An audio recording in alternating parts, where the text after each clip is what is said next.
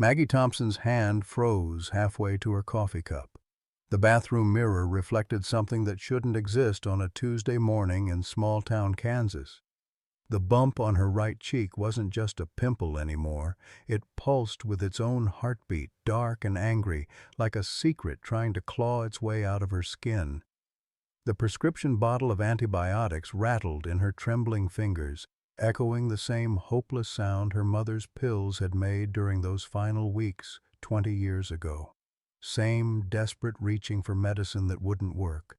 Same mirror, same fear crawling up her throat.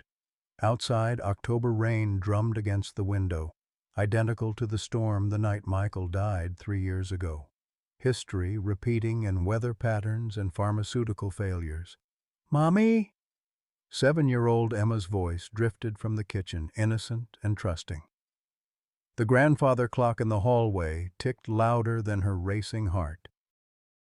"How do you tell your daughter that monsters don't live under beds? Sometimes they grow inside your face." Leave a like and share your thoughts in the comments along with the city you're watching from now. Let's continue with the story. Margaret Maggie Thompson had always believed that ordinary Tuesdays were God's way of reminding folks that miracles hide in mundane moments. At 38, she'd survived enough extraordinary pain to appreciate the gentle rhythm of grading second-grade spelling tests and packing Emma's lunch with the crusts cut off just the way her daughter liked. The small Kansas town of Millbrook had embraced Maggie and Emma after Michael's accident 3 years ago. His pickup truck had kissed a semi-trailer on Highway 70 during a spring thunderstorm, leaving behind a young widow and a 4-year-old girl who still asked when Daddy was coming home from his long trip. The insurance money had been enough for a modest house 2 blocks from Millbrook Elementary, where Maggie had taught for 12 years before tragedy reshaped their world. "We got this, baby girl," had become their family motto. Whispered during bedtime tears, shouted during playground victories, and murmured during those quiet moments when grief tried to steal their joy. Emma Thompson was precocious in the way that children of loss often are, watching Discovery Channel documentaries instead of cartoons and asking questions that made adults squirm.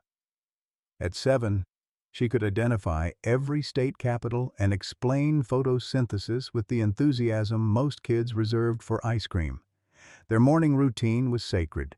Coffee at 5:30 while Emma slept, lesson plans spread across the kitchen table, and the promise of pancakes on Saturdays. Maggie's students adored her, 23, 7, and 8-year-olds who called her Mrs. T and brought her wilted dandelions and construction paper hearts. Principal Robert Anderson often joked that Maggie could teach calculus to kindergartners if she set her mind to it.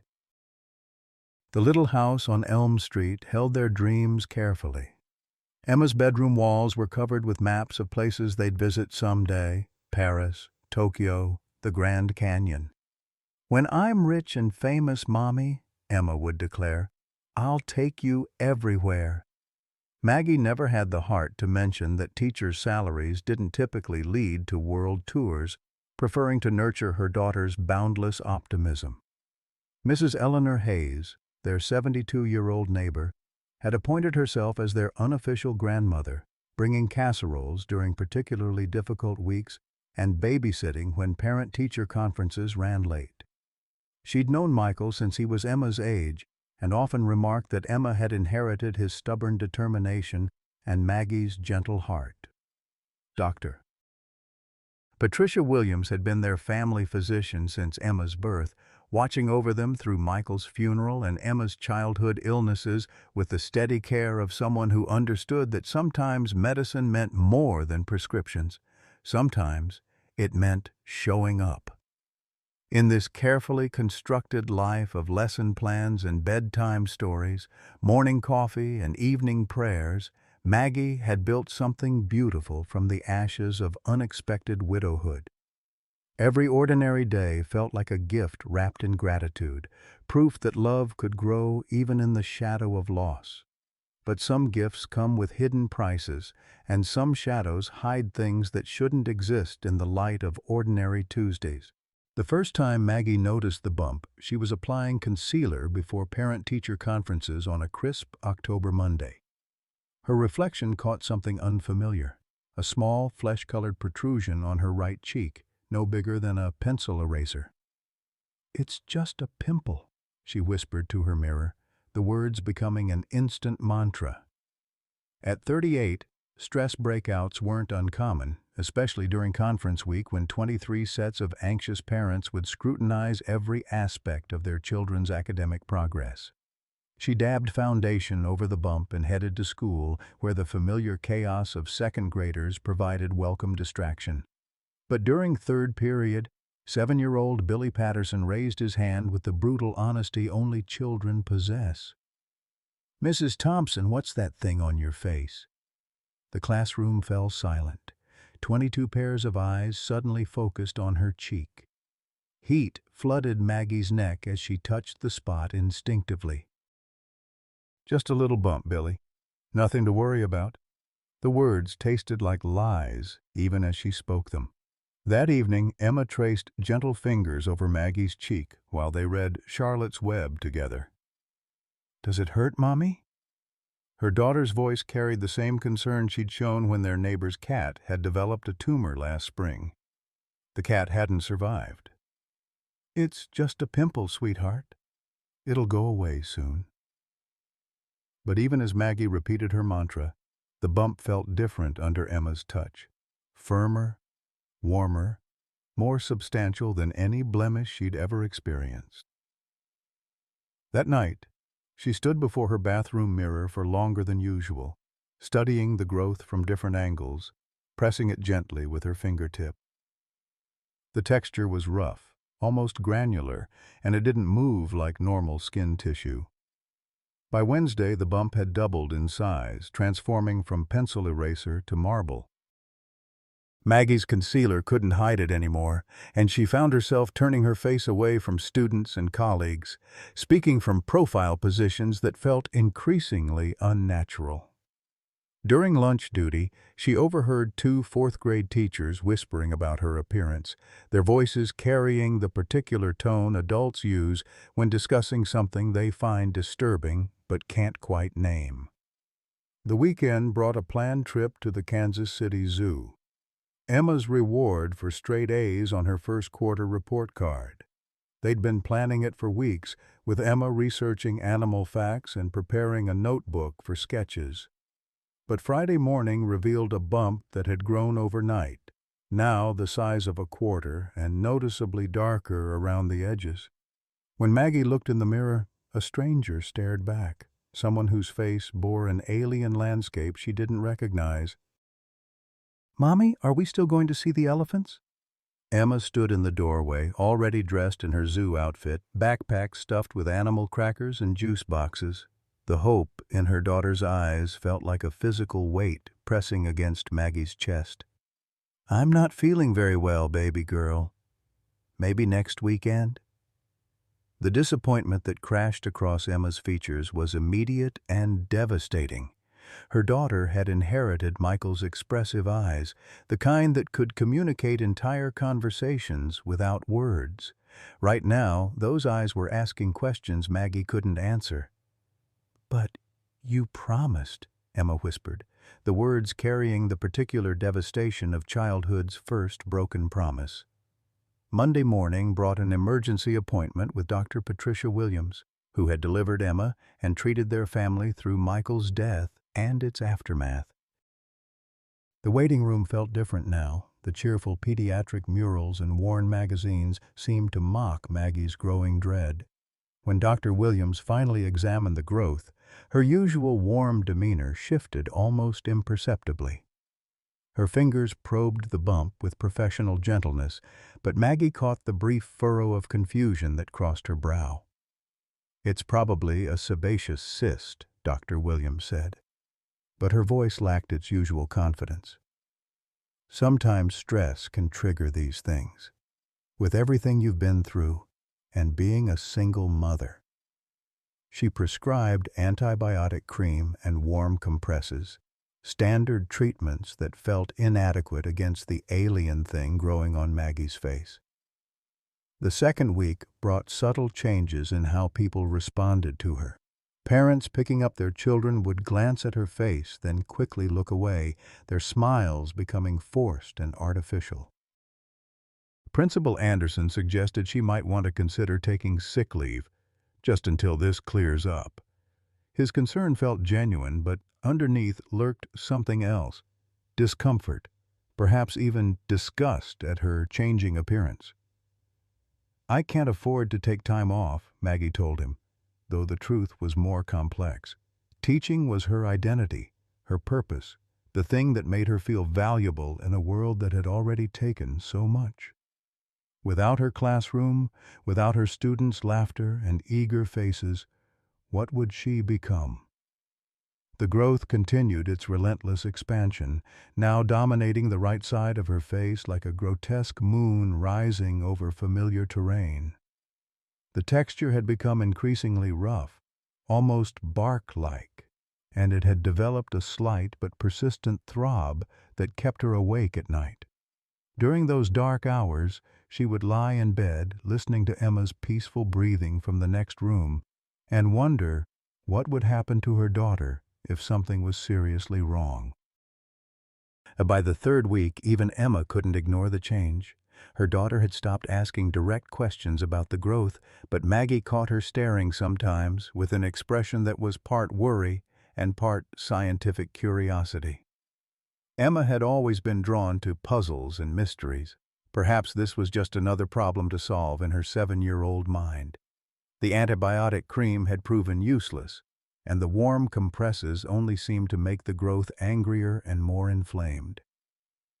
When Maggie called Dr. Williams to report the lack of improvement, the pause on the other end of the line stretched longer than comfortable. "I think we need to get you to a specialist," the doctor finally said. "I'm going to refer you to a dermatologist in Kansas City." The word specialist hung in the air like a thundercloud, heavy with implications neither of them wanted to voice. Specialists meant serious problems. Specialists meant the thing growing on her face wasn't just a pimple, wasn't just stress, wasn't just something that would disappear with time and over-the-counter remedies. That night, as she tucked Emma into bed, her daughter's small hand reached up to touch the growth with fearless curiosity. "Mommy," Emma said softly, "I've been watching the Discovery Channel. Sometimes, when animals get sick, they get better, but sometimes they need special help." The wisdom in her 7-year-old's voice broke something inside Maggie's chest. "We got this, baby girl," she whispered. But for the first time since Michael's death, the words felt hollow and uncertain. Outside, October rain began to fall, drumming against the windows with the same relentless rhythm as the thing growing on her face. The drive to Kansas City felt like a funeral procession, with Emma unusually quiet in the back seat, clutching her stuffed elephant and staring out the window at the passing cornfields. Dr. Sarah Martinez's office occupied the 15th floor of a gleaming medical complex that made Millbrook's small clinic seem quaint by comparison. The waiting room buzzed with the nervous energy of people confronting their worst fears, and Maggie found herself studying other patients' faces, searching for clues about what kinds of problems brought people to specialists. When Dr. Martinez finally called them in, her professional smile faltered almost imperceptibly as she examined Maggie's face under harsh fluorescent lights. The growth had reached nearly 3 centimeters in diameter, its surface now resembling tree bark more than human skin. "How long has this been present?" she asked, her voice carefully neutral. "About 4 weeks," Maggie replied, watching the doctor's eyebrows rise slightly. In medical terms, apparently, 4 weeks was either very fast or very bad, possibly both. Dr. Martinez's examination was thorough and increasingly concerning. She photographed the growth from multiple angles, measured it precisely, and asked detailed questions about Maggie's medical history, travel experiences, and family background. When she pressed the growth gently, a small amount of clear fluid emerged, which she collected on a glass slide with obvious interest. "Mrs. Thompson," she said finally, settling back in her chair with the expression doctors wear when delivering unwelcome news. "This doesn't present like any typical skin condition I'm familiar with. We need to perform a biopsy to rule out malignancy." The word malignancy hit Maggie like a physical blow. In the chair beside her, Emma's grip tightened on her elephant, though she pretended to be absorbed in a children's book about marine biology. 7-year-olds understood more than adults gave them credit for, and Emma had inherited her father's ability to read between lines. "When?" Maggie managed to ask. "Tomorrow, if possible. I've had a cancellation, and given the rapid growth rate, I'd prefer not to wait."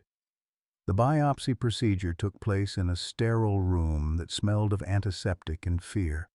Emma waited in the children's area with a hospital volunteer, building elaborate structures with oversized Legos, while Maggie lay on an examination table, feeling the sting of local anesthetic followed by the strange pressure of tissue being removed from her face. Dr. Martinez worked with practiced efficiency, but Maggie caught glimpses of concern in her expression that the doctor tried to hide. "Results in 5 to 7 days, she said as she bandaged the biopsy site. "Try not to worry too much." But worry had already taken up permanent residence in Maggie's chest, a constant ache that made breathing feel labored. The drive home was filled with Emma's chatter about the Lego hospital she'd built, complete with an emergency room for toy animals. "The sick giraffe got better, Mommy," she announced with the confidence of someone who believed problems always had solutions if you were smart enough to find them. Back in Millbrook, the biopsy bandage drew even more attention than the growth itself. Parents dropping off their children at school would glance at Maggie's face, then quickly look away, their expressions mixing sympathy with unmistakable discomfort. During lunch duty, she overheard Mrs. Jennifer Collins, the PTA president and mother of one of her students, speaking in hushed tones to another parent. "I'm just saying if it's contagious, we need to think about the children's safety," Mrs. Collins was saying, her voice carrying the particular authority of someone accustomed to being heard. "My daughter asked me if Mrs. Thompson is dying, and honestly, I didn't know what to tell her." The conversation stopped abruptly when they noticed Maggie approaching, but the damage was done. That afternoon, Principal Anderson called her into his office with the uncomfortable demeanor of someone forced to deliver unwelcome news. "Maggie, I've received some calls from concerned parents," he began, avoiding direct eye contact. "The school board is asking questions about whether you should continue teaching while this medical situation is ongoing." "Are you firing me, Bob?" The question came out sharper than intended, but Maggie felt her world shrinking with each passing day. "No, nothing like that," he assured her quickly, "but they're suggesting you might want to consider taking medical leave until this is resolved. We could bring in a long-term substitute. These kids have already lost their regular teacher twice this year when Mrs. Patterson retired, and we couldn't find a replacement until October," Maggie interrupted. "They need consistency, not another disruption." But even as she argued, Maggie could see the doubt in Anderson's eyes. The thing on her face was getting worse, not better, and everyone could see it. During story time that afternoon, she noticed several students sitting farther away than usual, their innocent faces reflecting the discomfort their parents had undoubtedly expressed at home. That evening, as she helped Emma with homework at the kitchen table, her daughter suddenly looked up from her math worksheet with uncharacteristic seriousness. "Mommy, are you scared?" The question hung in the air between them, loaded with all the fears neither of them wanted to voice. Emma's dark eyes, so much like Michael's, searched Maggie's face with an intensity that seemed far too mature for a 7-year-old. "Sometimes," Maggie admitted, because lying to Emma had never been their way. "But being scared doesn't mean we stop trying. Remember what Daddy used to say? 'Courage isn't not being afraid,'" Emma recited. "Courage is being afraid and doing what needs to be done anyway." The phone call came on Thursday afternoon while Maggie was grading spelling tests in the teacher's lounge. Dr. Martinez's voice was carefully professional, but Maggie could hear the underlying tension. "Mrs. Thompson, the biopsy results are inconclusive. The tissue shows chronic inflammation and some unusual cellular changes, but we can't definitively identify the cause. I'm referring you to an infectious disease specialist, Dr. Robert Chen at the University of Kansas Medical Center." "Infectious disease?" Maggie repeated, her voice barely above a whisper. "It's just a precaution," Dr. Martinez assured her. "Dr. Chen specializes in unusual presentations that don't fit typical patterns. He might have insights that we're missing." But Maggie heard what wasn't being said. They had no idea what was wrong with her, and the specialists were running out of obvious answers. The growth continued its relentless expansion, now affecting her speech slightly and making it difficult to eat on the right side of her mouth. When she looked in the mirror each morning, the face staring back seemed increasingly foreign, as if the thing on her cheek was gradually claiming territory that had once belonged to her. Friday brought another crisis. During morning announcements, 8-year-old Katie Morrison raised her hand and asked, with the devastating honesty of childhood, "Mrs. Thompson, is your face going to fall off?" The question sparked nervous laughter from some students and worried murmurs from others. Maggie felt 23 pairs of eyes studying her with new intensity, some curious, some frightened, all waiting for an answer she couldn't provide. "Sometimes our bodies develop problems that doctors need to figure out," she said carefully. "Just like when you get sick and need medicine to feel better. The important thing is that I'm getting help from very smart doctors." But that afternoon she found a note in her mailbox from Mrs. Collins requesting a conference to discuss our concerns about classroom environment and student welfare. The formal language couldn't disguise what was really happening. Parents were organizing to have her removed from the classroom. That night, as Emma brushed her teeth before bed, she studied Maggie's reflection in the bathroom mirror with the intense concentration she usually reserved for complicated math problems. "Mommy," she said finally, "when I grow up, I want to be a doctor so I can fix people like you."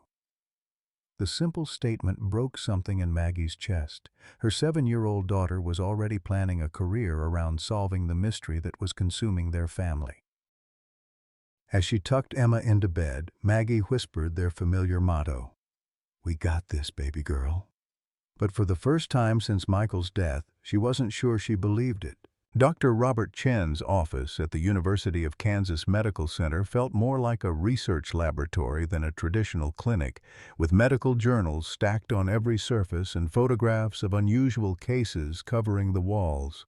When he examined Maggie's face, his expression shifted from professional interest to genuine fascination, which somehow felt more unsettling than the previous doctor's obvious concern. "Tell me about any travel you've done in the past 5 years," he said, adjusting his glasses as he studied the growth under a magnifying lamp, "particularly to tropical or subtropical regions." Maggie's mind immediately flew to Costa Rica, the surprise honeymoon Michael had planned for their 5th anniversary, just 2 years before his death. They'd stayed in a small eco-lodge near the rainforest, hiking muddy trails and marveling at exotic birds. It had been magical, one of those perfect weeks that seemed to exist outside normal time. "Costa Rica," she said quietly. "About 5 years ago." Dr. Chen's eyebrows rose slightly. "Did you have any cuts or injuries during that trip? Any contact with soil or water sources?" The memory came flooding back. She'd slipped on a wet rock while they were exploring a waterfall, scraping her knee badly enough to bleed through her hiking pants. Michael had cleaned the wound with bottled water and bandaged it with supplies from their first aid kit, but they'd been miles from proper medical care. The cut had healed normally, leaving only a small scar she rarely thought about. "I scraped my knee pretty badly on a hiking trail," she admitted, "but that was years ago, and it was my knee, not my face. Fungal infections can remain dormant for years before manifesting, Dr. Chen explained, his voice taking on the particular tone doctors use when they're thinking out loud. They can migrate through tissue or remain localized and then spread to other areas under stress or when the immune system is compromised. The word fungal sent a chill through Maggie's spine. Somehow, a fungal infection sounded more sinister than cancer. At least cancer was a known enemy with established protocols. This felt like something alien, something that didn't belong in the carefully ordered world she'd built for herself and Emma. "I'd like to take another tissue sample," Dr. Chen continued, "and run some specialized tests. We're looking for specific types of fungi that are common in Central American soil but rarely seen in Kansas." The second biopsy was more extensive than the first, requiring deeper tissue samples that left Maggie's face swollen and heavily bandaged. Emma waited in the children's area again, this time absorbed in a book about infectious diseases she'd somehow convinced the hospital librarian to let her borrow. When Maggie emerged from the procedure room, her daughter looked up with eyes that held far too much knowledge for a 7-year-old. "Did they figure it out, Mommy?" Emma asked, closing the book carefully and slipping it into her backpack. "They're still working on it, baby girl.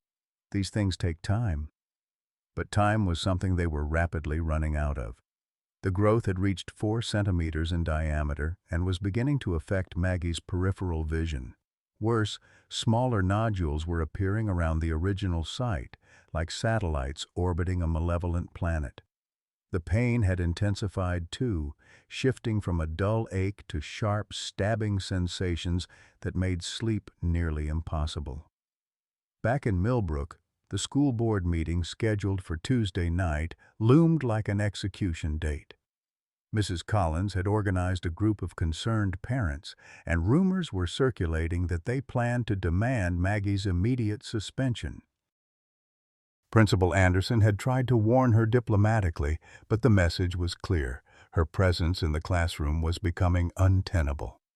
The weekend brought an unexpected visitor. Dr. Martinez drove down from Kansas City to check on Maggie's condition, claiming she happened to be in the area, though Millbrook was hardly on the way to anywhere. As she examined the progression of the growth, her professional mask slipped slightly, revealing something that looked disturbingly like alarm. "The expansion rate is accelerating," she murmured, more to herself than to Maggie. "And these satellite lesions—" She trailed off, but Maggie caught the implication. Whatever was happening to her face was getting worse, and faster than anyone had anticipated. That evening, as Dr. Martinez prepared to leave, she pulled Maggie aside with the expression of someone delivering difficult news. "I think you should prepare Emma for the possibility that this might take a long time to resolve," she said carefully, "and consider making arrangements for her care if your condition requires hospitalization." The suggestion hit Maggie like a physical blow.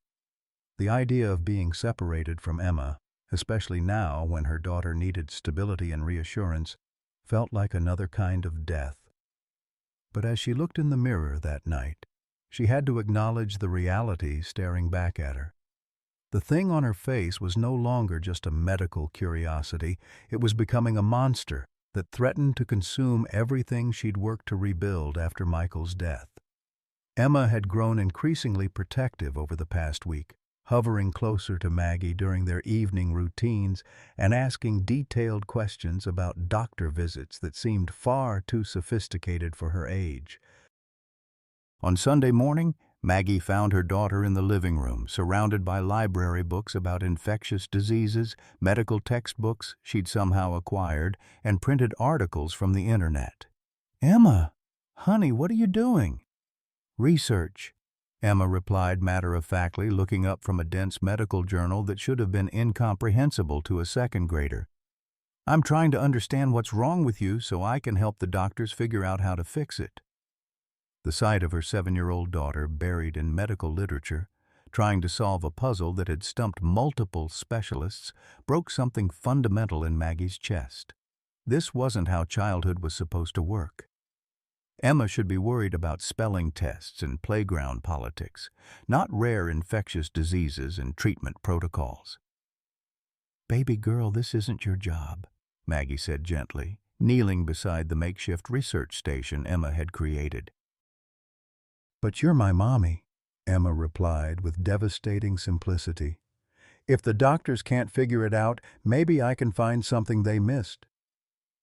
Monday morning brought the dreaded call from Principal Anderson. "Maggie, I'm sorry, but the school board is meeting an emergency session this afternoon. Several parents have threatened to withdraw their children if you continue teaching. I've tried to advocate for you, but—" His voice trailed off, carrying all the frustration of someone caught between institutional pressure and personal loyalty.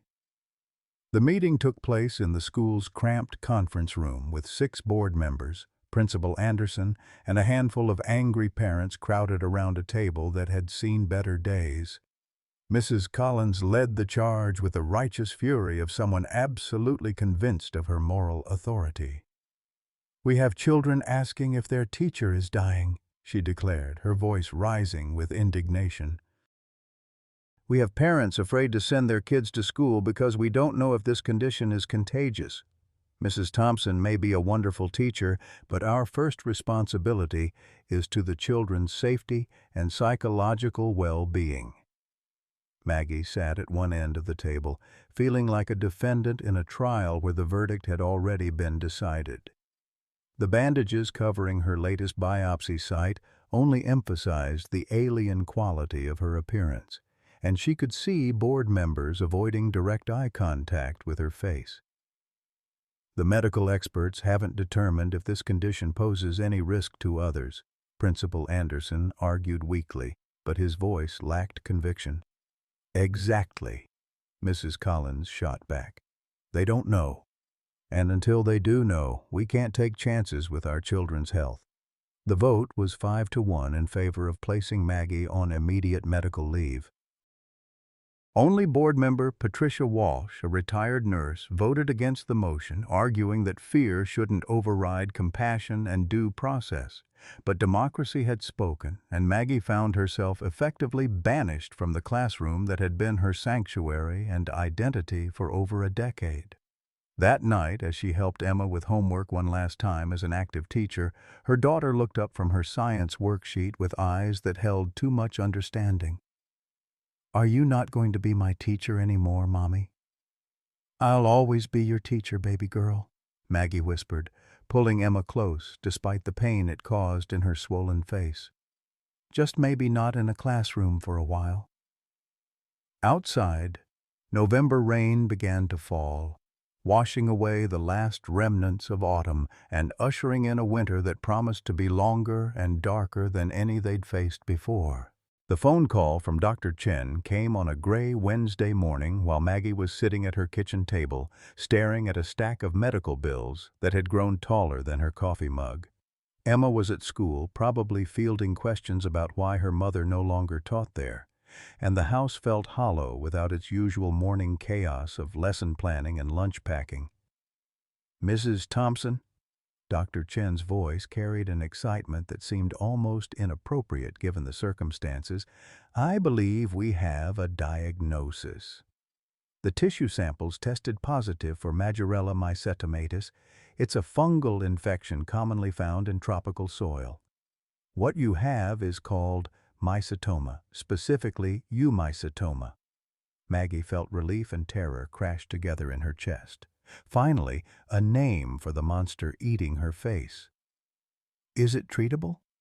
"Yes, but it's complicated," Dr. Chen admitted, his enthusiasm tempering slightly.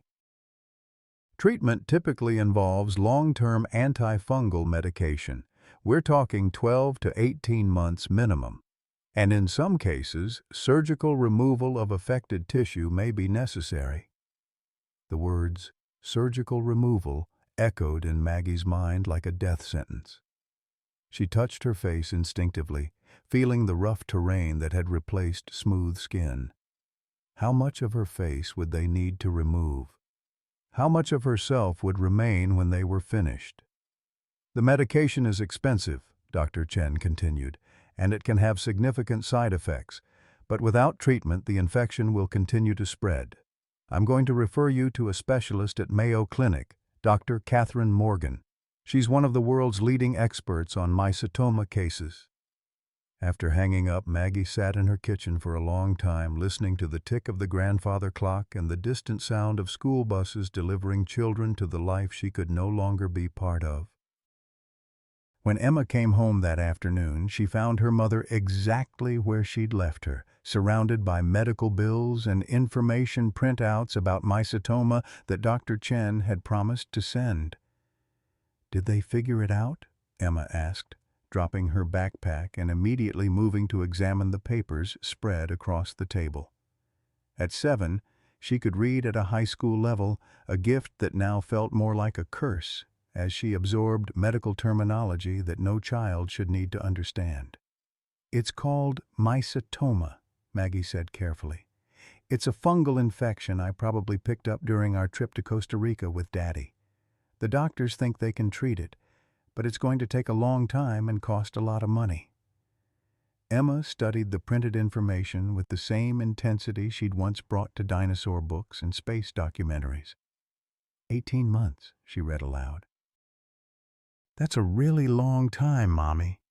That evening brought an unexpected visit from Maggie's sister Janet, who had driven down from Denver after receiving Maggie's tearful phone call earlier in the week.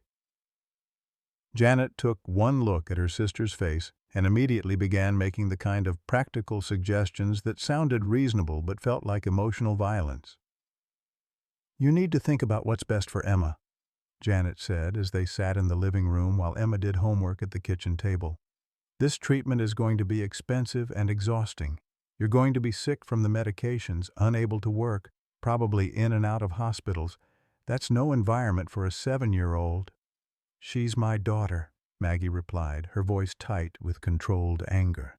"And she needs stability," Janet shot back. "David and I have been talking about it. We have the guest room. Emma would have cousins to play with, good schools. She could come back when you're better." The conversation continued in increasingly heated whispers, with Janet arguing practicality and Maggie defending her right to parent her own child despite her illness. From the kitchen, Emma's voice suddenly cut through their argument. "I'm not going anywhere," she announced, appearing in the doorway with her math homework clutched in her hands. "Mommy needs me, and I need to take care of her." The simple declaration from a 7-year-old effectively ended Janet's custody campaign, but it also highlighted the impossible position Maggie found herself in. How could she ask her daughter to shoulder the burden of caring for a sick parent? How could she expose Emma to the medical nightmare that lay ahead? But how could she possibly let her go? The Mayo Clinic appointment was scheduled for the following week, requiring a drive to Rochester, Minnesota, that felt like a journey to another planet. Mrs. Hayes offered to watch Emma, but Maggie couldn't bear the thought of facing another specialist alone. Emma seemed equally determined to attend, having prepared a notebook full of questions written in her careful second-grade handwriting. Dr. Catherine Morgan turned out to be a small, intense woman who spoke about mycetoma with the passionate expertise of someone who had devoted her career to understanding rare diseases. She examined Maggie's face with undisguised fascination, photographing the growth from multiple angles and asking detailed questions about its progression. "This is a textbook case of nodular mycetoma," she declared, settling back in her chair with obvious satisfaction. "The good news is that we've identified it before it spread to deeper tissues or bone. The challenging news is that treatment will require a combination of antifungal medications that can be quite harsh on your system." She outlined a treatment protocol that sounded more like medieval torture than modern medicine. High-dose antifungal medications that could damage liver and kidneys, monthly blood tests to monitor organ function, and the possibility of surgical debridement if the medications proved insufficient. The cost would be astronomical, easily exceeding $50,000 even with insurance coverage. "How long before we see improvement?" Maggie asked, watching Emma frantically scribble notes in her small notebook. "If we're lucky, you'll see some reduction in size within 3 to 4 months," Dr. Morgan replied. "But complete resolution typically takes 12 to 18 months, sometimes longer. And there's always the possibility of recurrence." During the drive home, Emma was unusually quiet, absorbed in reviewing her notes and staring out the window at the passing landscape. Finally, as they crossed the Kansas state line, she spoke up with the matter-of-fact tone she used for stating obvious truths. "We can't afford it," she said simply. Maggie felt her heart crack a little more. Her 7-year-old daughter had done the math that she'd been trying to avoid. Even with insurance, the treatment costs would exceed her teacher's salary for an entire year. They were facing financial ruin on top of medical catastrophe. That night, after Emma had gone to bed, Maggie sat at her computer researching mycetoma treatment costs, medical bankruptcy statistics, and patient assistance programs. The numbers were devastating. Families routinely lost their homes, their savings, their futures to rare disease treatments. She found online support groups filled with people facing impossible choices between medical care and basic survival. But she also found something else. Stories of families who had beaten the odds, who had found ways to fund treatments and fight rare diseases through community support, fundraising efforts, and sheer determination. People who had turned their medical nightmares into opportunities to educate others and advocate for better care. As she read these stories, a plan began forming in Maggie's mind. She was a teacher. She knew how to educate people, how to communicate complex information in understandable ways. If she was going to fight this disease, she would do it publicly, turning her battle into a learning opportunity for others. The next morning, she sat down with Emma over breakfast and shared her idea. "What if we started a blog about my treatment? We could document everything we learn about mycetoma, share information about rare diseases, maybe help other families going through similar situations." Emma's eyes lit up with the first genuine excitement Maggie had seen from her in weeks. "We could do research together," she said eagerly. "I could help write posts about the science parts, and you could write about what it feels like. And maybe," Maggie added carefully, "people who read it might want to help with the treatment costs." It wasn't a perfect plan, and it carried no guarantees. But for the first time since this nightmare began, Maggie felt like they might have a path forward that didn't involve surrendering Emma or abandoning hope. That afternoon, they set up a simple website called Maggie and Emma vs. Mycetoma, with their first post titled, "What We Learned Today About Fighting Monsters." The first dose of itraconazole hit Maggie's system like a freight train carrying poison. Within hours, nausea rolled through her stomach in waves so violent she couldn't keep water down, let alone the additional medications Dr. Morgan had prescribed. Emma found her collapsed on the bathroom floor at 3 in the morning, shivering despite the fever that made her skin burn to the touch. "Mommy?" Emma's voice was small and terrified, carrying the particular fear of a child who had already lost one parent and couldn't bear to lose another. "Should I call 911? Maggie tried to answer, but another wave of nausea stole her words. She managed to shake her head weakly, gesturing toward her phone on the bathroom counter. Emma, with the competence that had become heartbreaking in its necessity, dialed Mrs. Hayes' number with steady fingers. Their elderly neighbor arrived within minutes, still in her bathrobe and slippers, taking one look at Maggie's condition before loading both Thompson women into her ancient Buick for an emergency room visit. The ER doctor, a young resident who looked barely older than Emma, examined Maggie with growing concern as her blood pressure readings painted an alarming picture. "The antifungal medications can be quite harsh," he explained to Emma, who had positioned herself as Maggie's primary advocate with an intensity that made the medical staff uncomfortable. "We're going to need to adjust the dosage and add some medications to protect her liver and kidneys."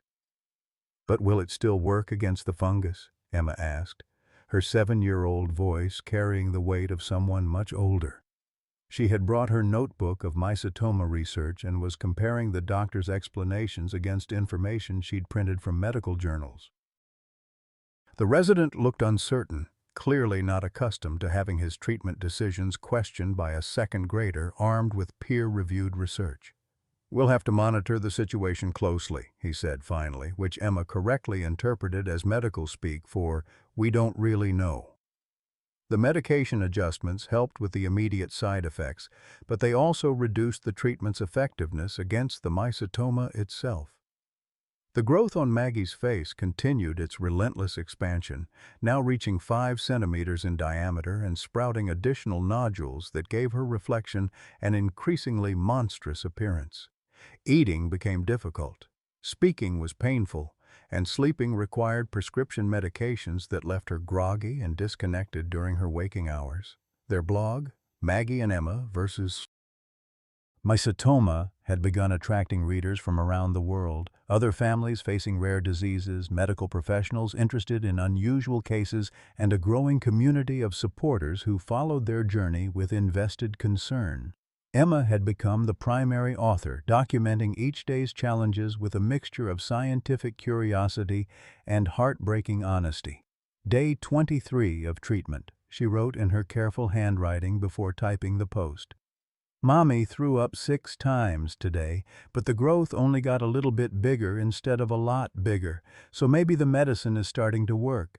I made her scrambled eggs because they're easier to swallow than regular food.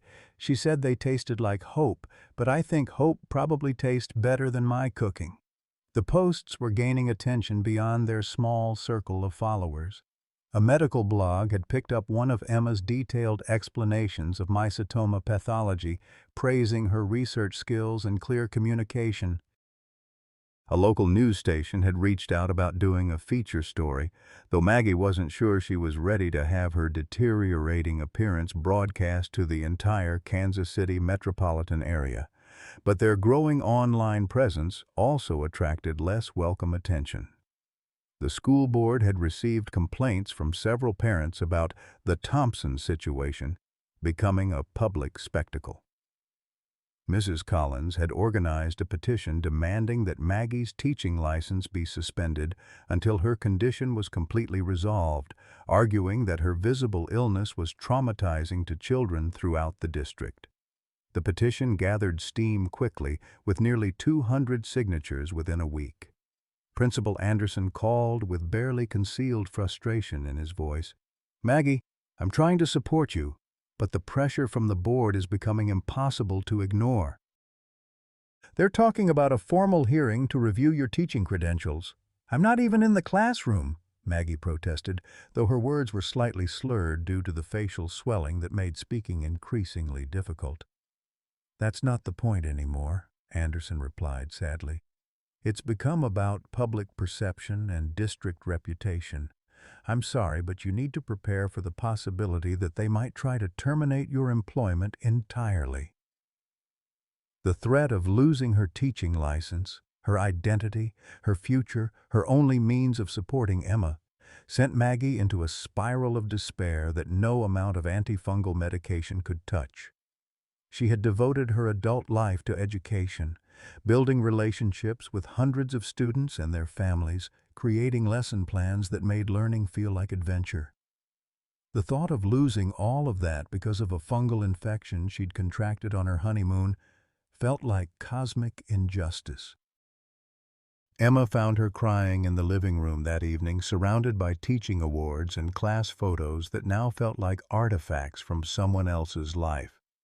Without a word, her daughter climbed onto the couch and wrapped her small arms around Maggie's shoulders, careful to avoid the tender spots where new nodules were emerging. "We're going to fight them," Emma announced with quiet determination. "Just like we're fighting the fungus. Bad people don't get to win just because you're sick."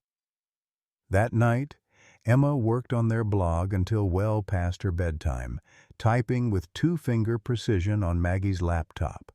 Her post, titled, "Why Sick Teachers Are Still Good Teachers," went viral within hours.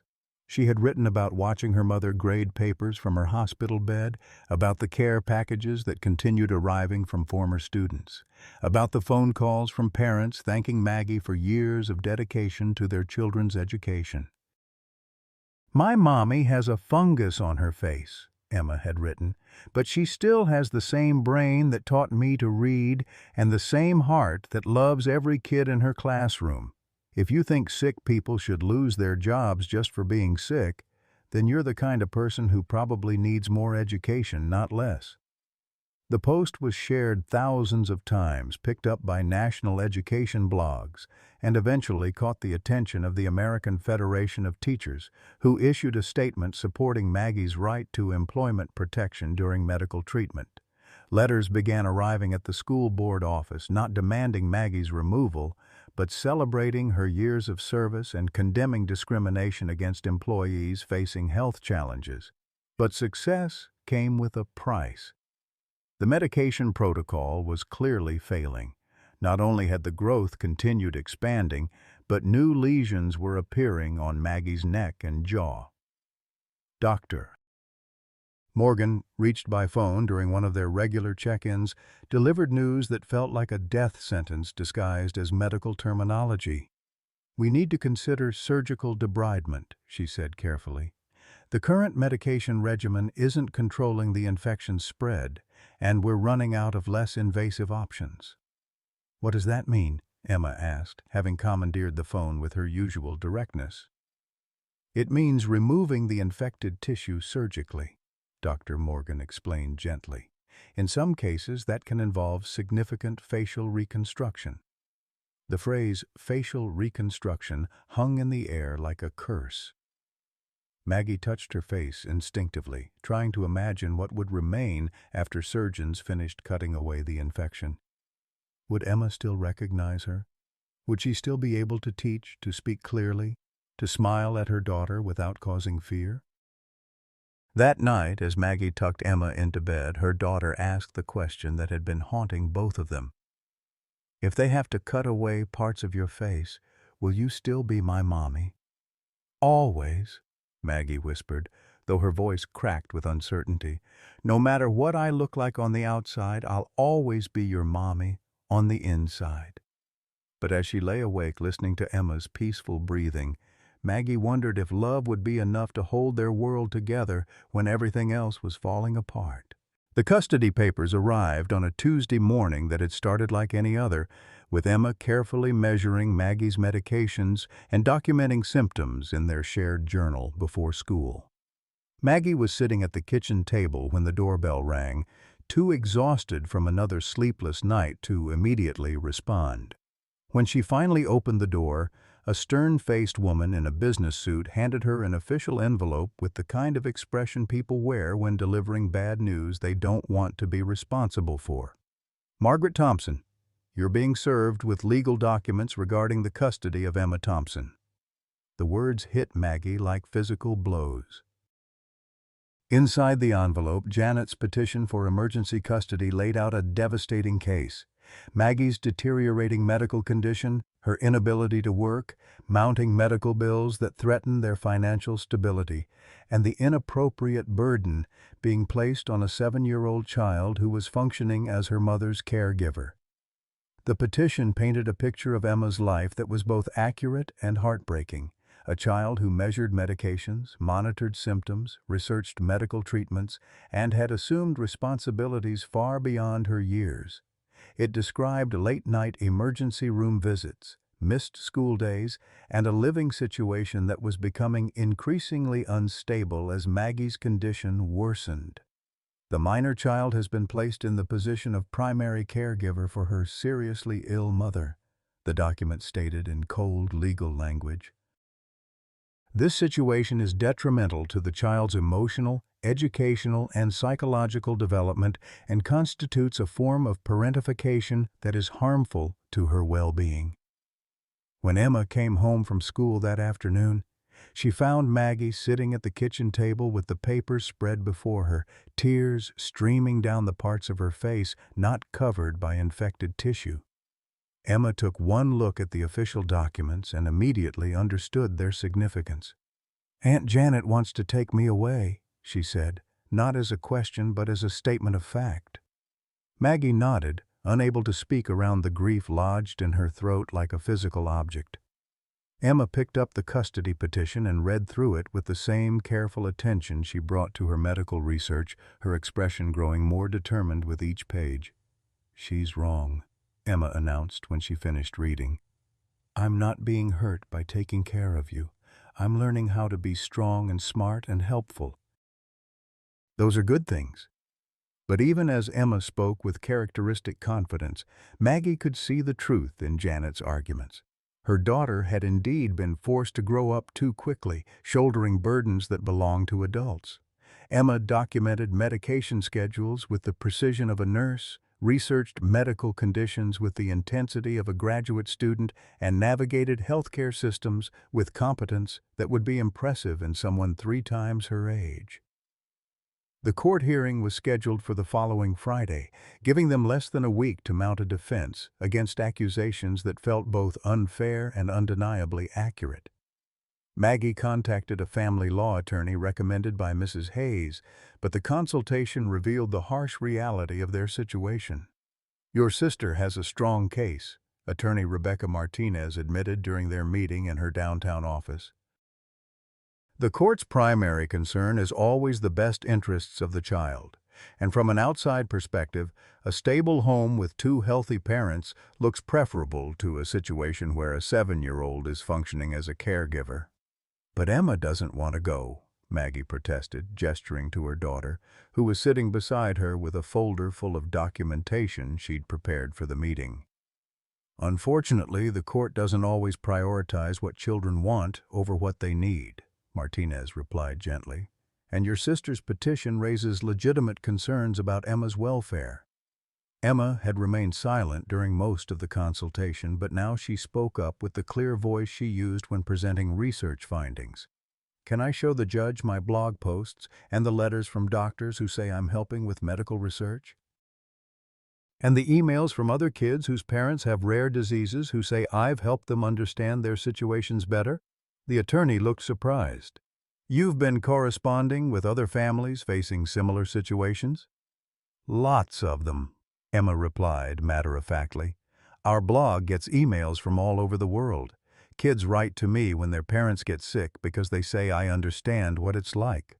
I help them research their parents' conditions and explain medical stuff in ways they can understand." For the first time since the custody papers arrived, Maggie felt a flicker of hope. Emma hadn't just been coping with their situation, she'd been transforming it into something that helped others. Her daughter's response to trauma hadn't been to retreat or break down, but to become a resource for other children facing similar challenges. "Do you have documentation of this correspondence?" Martinez asked, her interest clearly piqued. Emma nodded eagerly and began pulling printed emails from her folder. "I've helped 12 kids whose parents have rare diseases and 3 whose parents have cancer. There's a boy in Oregon whose dad has the same thing as mommy, and I taught him how to help with medications. There's a girl in Florida whose mom has lupus, and I sent her information about how to explain symptoms to teachers." As Emma spread the documentation across the attorney's desk, a different picture emerged of their family situation. Rather than a child being damaged by premature responsibility, here was evidence of a young person who had channeled difficult circumstances into remarkable resilience and compassion.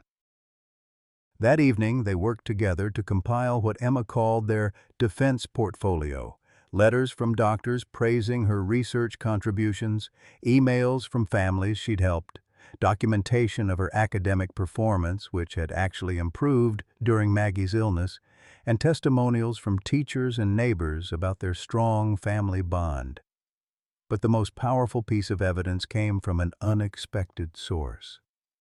Dr. Catherine Morgan from Mayo Clinic had been following their blog and had reached out after learning about the custody battle. Her letter to the court was a medical professional's testament to Emma's exceptional contributions to rare disease awareness and research. Emma Thompson has demonstrated remarkable maturity and intelligence in her approach to understanding and documenting her mother's condition, Dr. Morgan had written. Her research contributions have been valuable to the medical community, and her ability to communicate complex medical information to other children facing similar situations represents a unique and beneficial form of peer support. Rather than being harmed by her circumstances, this child appears to be developing extraordinary capabilities that will serve her well throughout her life. The night before the hearing, Emma climbed into bed with Maggie for the first time since the infection had made physical contact painful. She was careful to position herself on Maggie's unaffected side, and they lay together in the darkness, listening to each other breathe. "Whatever happens tomorrow," Emma whispered, "you'll always be my real mommy. Even if the judge says I have to live somewhere else for a while, that doesn't change who we are to each other." Maggie felt tears sliding down her face, pooling in the bandages that covered her newest biopsy sites. "You are the bravest, smartest, most wonderful person I know," she whispered back. "And no matter what any court says, we got this, baby girl. We always got this." But as they fell asleep, holding hands, both of them knew that sometimes love and determination weren't enough to overcome the cold realities of legal systems and social services. Sometimes the very strength that helped you survive could be used as evidence that you were in a situation no child should have to endure. The hearing would determine not just where Emma lived, but whether their partnership in fighting this disease would be allowed to continue, or whether they would face the monsters ahead separately, each fighting alone in ways that neither of them knew how to do anymore. The courtroom felt like a cathedral built for judgment rather than worship, with high ceilings that seemed designed to make human problems appear small and insignificant. Judge Patricia Hendricks, a woman in her 60s with silver hair and kind but penetrating eyes, presided over the hearing with the demeanor of someone who had seen every variation of family crisis imaginable. Emma sat beside Maggie at the defendant's table, her small hands folded carefully over a thick folder of documentation, while Janet and her husband David occupied the opposing side with their attorney. Janet's testimony painted a devastating picture of domestic dysfunction disguised as medical necessity.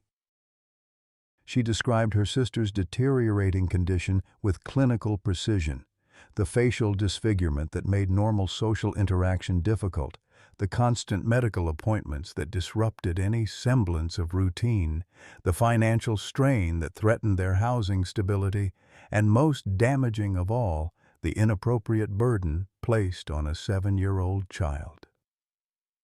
"Your Honor," Janet said, her voice carrying the controlled emotion of someone who genuinely believed she was acting in Emma's best interests, "my niece has become my sister's primary caregiver. She measures medications, monitors symptoms, researches medical treatments, and has essentially sacrificed her childhood to manage an adult's health crisis. This isn't healthy for any child, regardless of how capable she might appear." The Family Services investigator, Mrs. Carol Bennett, presented her findings with bureaucratic thoroughness. She had visited their home twice, interviewed Emma's teachers, and reviewed medical records that documented the progression of Maggie's condition. Her report acknowledged the strong emotional bond between mother and daughter, but raised concerns about the role reversal that had occurred as Maggie's health declined. "The minor child demonstrates remarkable maturity and intelligence," Bennett testified, "but she has been placed in situations that require adult decision-making capabilities. She attends medical appointments, participates in treatment decisions, and has assumed responsibilities typically handled by adult family members or professional caregivers." When it came time for their defense, Attorney Martinez called Emma to testify, a decision that carried significant risk.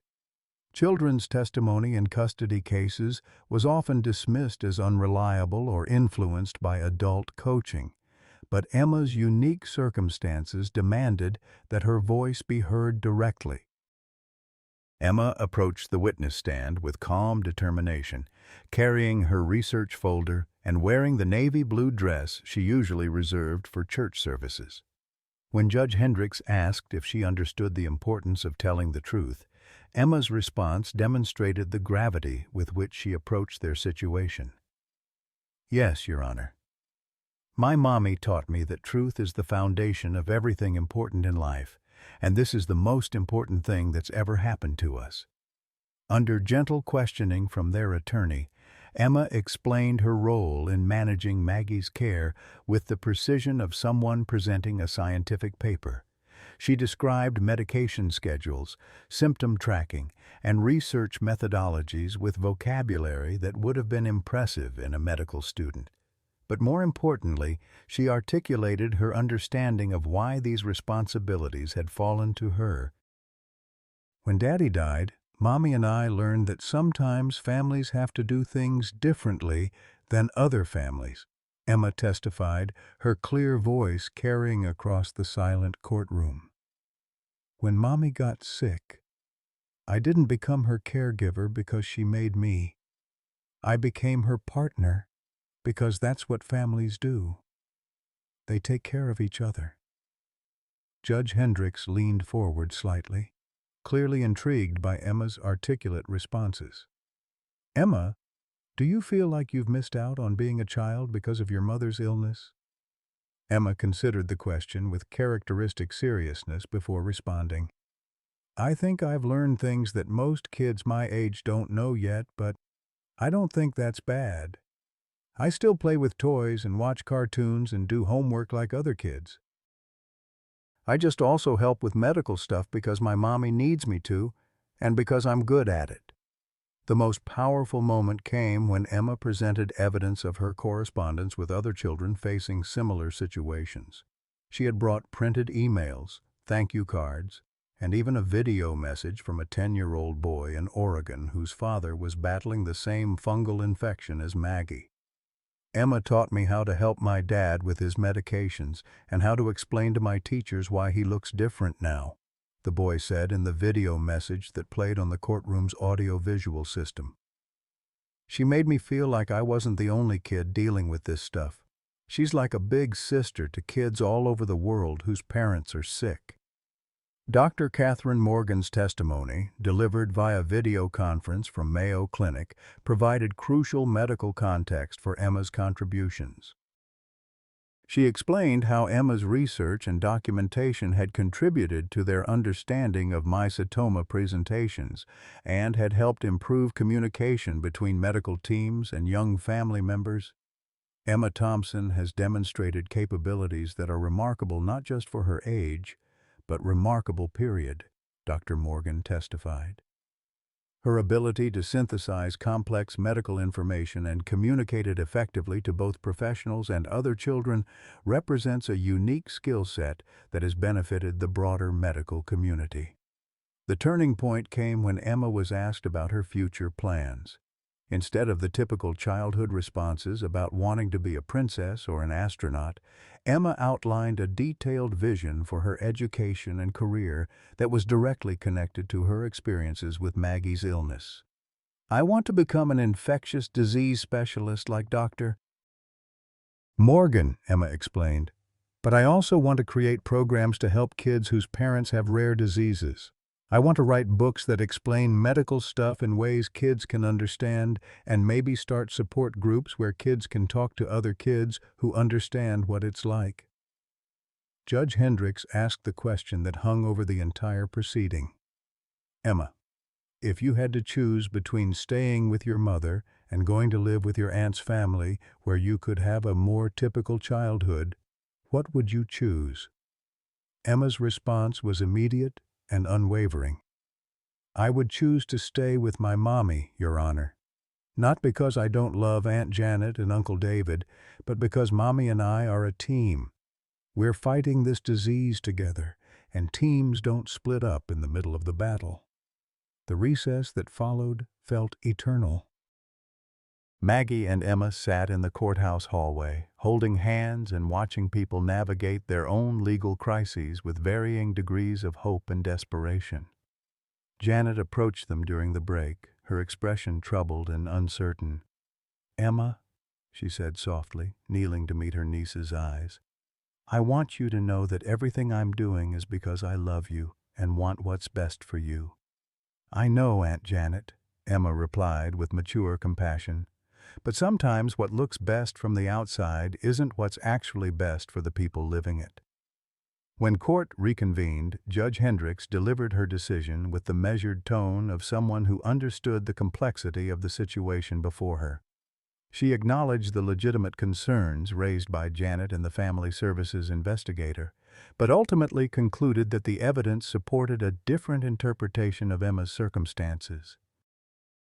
This court recognizes that Emma Thompson is indeed functioning in ways that are atypical for a child her age, Judge Hendricks stated. However, the evidence suggests that rather than being harmed by these responsibilities, she has developed extraordinary capabilities and resilience that serve her well. Her academic performance remains excellent, her emotional development appears healthy, and her contributions to medical research and peer support represent genuine achievements. The judge outlined conditions for Emma to remain with Maggie: regular check-ins with Family Services, continued monitoring of Emma's academic and emotional development, and implementation of additional support services to ensure that Emma's needs as a child were being met alongside her contributions as a caregiver. The bond between mother and daughter is clearly strong and beneficial to both parties, Judge Hendricks concluded.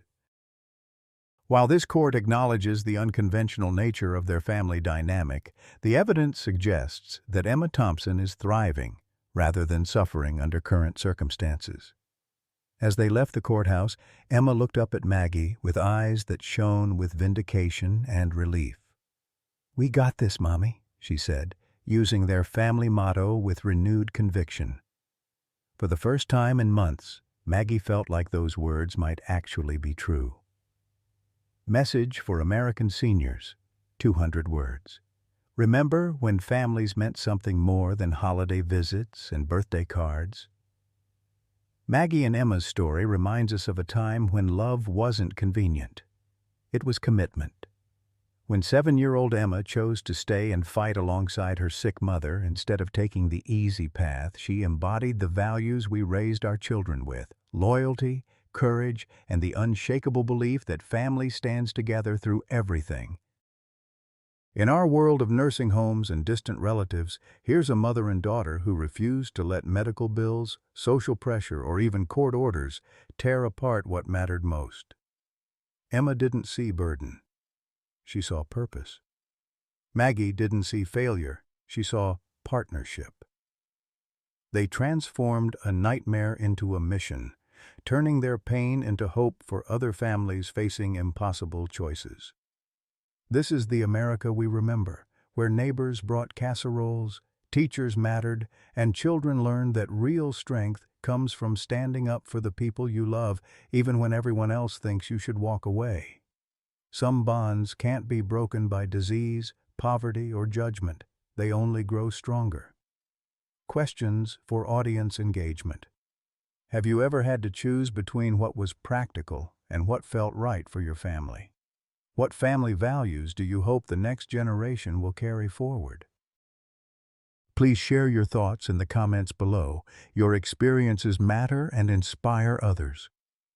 6 months after the custody hearing, Maggie stood in front of her bathroom mirror on a morning that felt different from all the others that had preceded it. The growth on her face had shrunk to the size of a grape, its angry red color fading to a mottled pink that suggested healing rather than infection. For the first time in nearly a year, she could eat solid food without pain, speak clearly without slurring, and smile without feeling like her face might crack open. Emma bounced into the bathroom carrying 2 cups of coffee, a morning ritual they'd developed during the worst days of treatment when Maggie needed help with simple tasks. Now it had become a celebration of progress, a daily acknowledgement that they had survived another night, and awakened to possibilities rather than just problems. "The Mayo Clinic called yesterday while you were napping," Emma announced, settling cross-legged on the bathroom counter with the casual ease of someone who had spent months navigating adult conversations. "Dr. Morgan wants to present our case at a medical conference in Chicago. She says our documentation of treatment response could help other families." Maggie felt a familiar surge of pride watching her daughter discuss medical conferences with the same enthusiasm most 8-year-olds reserve for playground adventures. Emma had indeed grown up too quickly, but she had grown into someone remarkable, compassionate, intelligent, determined, and unafraid of challenges that would intimidate adults. Their blog, Maggie and Emma vs. Mycetoma, had evolved into something neither of them had anticipated. What began as a simple documentation of treatment progress had become a resource for families facing rare diseases, a platform for medical education, and a testament to the power of partnership in overcoming seemingly impossible obstacles. They received emails daily from parents, children, and medical professionals around the world, all seeking information, support, or simply connection with others who understood their struggles. The financial situation had stabilized through an unexpected combination of community support, insurance battles they had finally won, and speaking fees from medical conferences where their story had become a case study in patient advocacy and family resilience. Maggie had been able to return to teaching part-time, working with students who had chronic illnesses or family medical situations that made traditional classroom attendance difficult.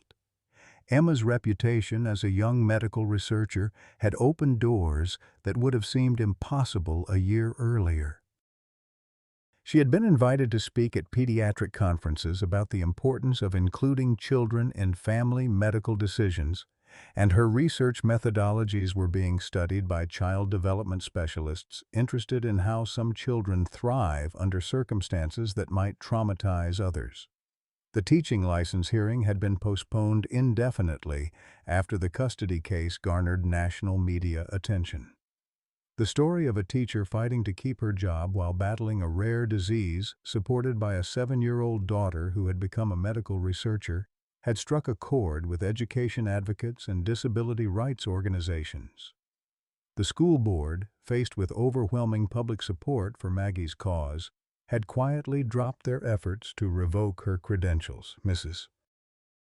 Collins, the parent who had led the campaign against Maggie's employment, had surprised everyone by becoming one of their most dedicated supporters after her own mother was diagnosed with a rare autoimmune condition. She had written a public apology that acknowledged how fear and ignorance had driven her initial reaction, and she now volunteered with their newly established support network for families facing medical crises. Principal Anderson had offered Maggie a permanent position as the district's liaison for students with chronic illnesses, a role that would allow her to combine her teaching skills with her hard-won expertise in navigating medical and educational systems. It was work that felt purposeful in ways that went beyond traditional teaching, though she still missed the daily chaos of second-grade classroom management. Dr. Martinez had indeed become more than just Maggie's dermatologist. Their relationship had developed slowly and carefully, built on shared respect and understanding rather than dramatic romance. Emma approved enthusiastically, having declared that anyone who could discuss mycetoma treatment protocols over dinner was worthy of consideration as a potential stepfather. The most significant change, however, was in how they viewed their future together. The promises about traveling the world, once seeming impossible due to financial constraints and medical limitations, had transformed into concrete plans. Emma's speaking engagements and Maggie's consulting work with medical organizations had created opportunities to combine advocacy with adventure. Their first major trip was scheduled for the following month, a medical conference in Costa Rica where Emma would present research on pediatric involvement in rare disease treatment while they visited the rainforest where Maggie's infection had begun.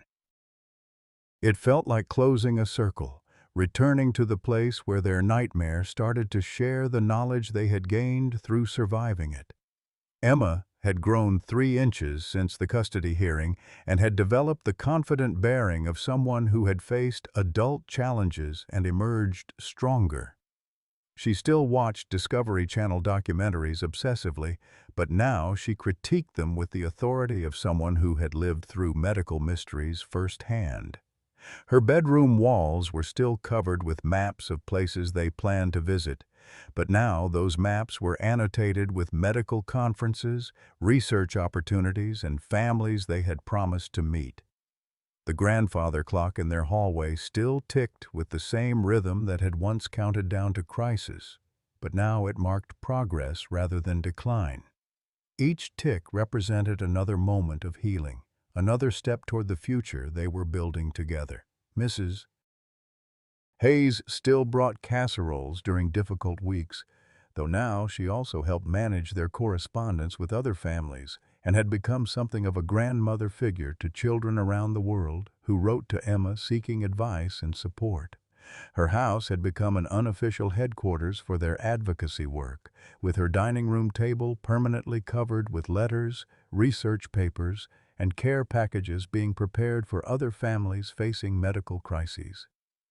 The scar where Maggie's growth had been would always remain visible, a permanent reminder of the year that had tested everything they thought they knew about strength, family, and survival. But rather than hiding it, Maggie had learned to wear it as a badge of honor, proof that some battles were worth fighting regardless of the cost. Emma had decided definitively on her career path. Infectious disease specialist with a focus on rare conditions and a specialty in family-centered care. She was already corresponding with high schools that offered advanced science programs and had been accepted into a summer program for gifted students interested in medical research. At 8 years old, she had a clearer sense of purpose than many adults ever achieved. Their evening routine had returned to something resembling normalcy, though their definition of normal had expanded considerably. Homework still happened at the kitchen table, but now it might include correspondence with researchers in other countries or preparation for upcoming presentations. Bedtime stories had evolved into discussions of medical ethics, scientific methodology, and the importance of advocating for others who couldn't advocate for themselves. "Mommy," Emma said one evening as they prepared for bed, "do you think we would have been this close if you hadn't gotten sick?" It was the kind of question that would have devastated Maggie a year earlier, but now she considered it with the perspective that came from having survived the worst and discovered unexpected gifts hidden within tragedy. "I think we would have been close in a different way," she replied carefully, "but maybe not as strong, maybe not as sure about what really matters." Emma nodded with the wisdom of someone who had learned that sometimes the worst things that happen to you also teach you the most important lessons about who you are and what you're capable of becoming. As they settled into bed that night, Maggie reflected on the journey that had brought them to this point. The disease that had threatened to destroy everything had instead revealed strengths they never knew they possessed and connections they never knew they needed. They had learned that families could be redefined by crisis and emerge stronger than they had ever been in easier times. Their story had become bigger than just their own survival. Through their blog, their speaking engagements, and their advocacy work, they had become voices for other families facing impossible choices and overwhelming challenges. They had proven that children could be partners rather than just patients in family medical crises, and that love could indeed conquer obstacles that seemed insurmountable. The future stretched ahead of them, filled with possibilities that would have seemed impossible during the darkest days of treatment. Conference presentations, research collaborations, travel to places they had only dreamed of visiting, and the ongoing satisfaction of helping other families navigate medical nightmares with tools and support they had helped develop. "We got this, baby girl," Maggie whispered into the darkness, using their family motto one more time. "We always got this, Mommy," Emma whispered back. "And now we're going to help everyone else get this too." Outside, a gentle rain began to fall. Not the angry storms that had marked the worst moments of their crisis, but the soft, steady precipitation that nourished growth and promised renewal. They had weathered the hurricane and emerged into the kind of calm that comes not from the absence of challenge, but from the confidence that whatever storms might come, they would face them together. Their partnership had been forged in medical crisis and tempered by legal battles, community controversy, and financial strain. But it had emerged as something unbreakable, a bond between mother and daughter that had transformed them both into advocates, educators, and examples of what was possible when love refused to surrender to impossible circumstances. The mycetoma was gone, but the lessons it had taught them would last forever.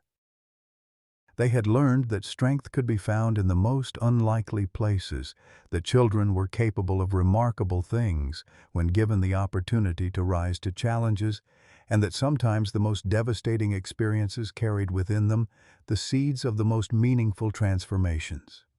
In their small house on Elm Street in Millbrook, Kansas, two people who had started as just another single-parent family had become something much more significant. Proof that ordinary people could achieve extraordinary things when they refused to let circumstances define their possibilities.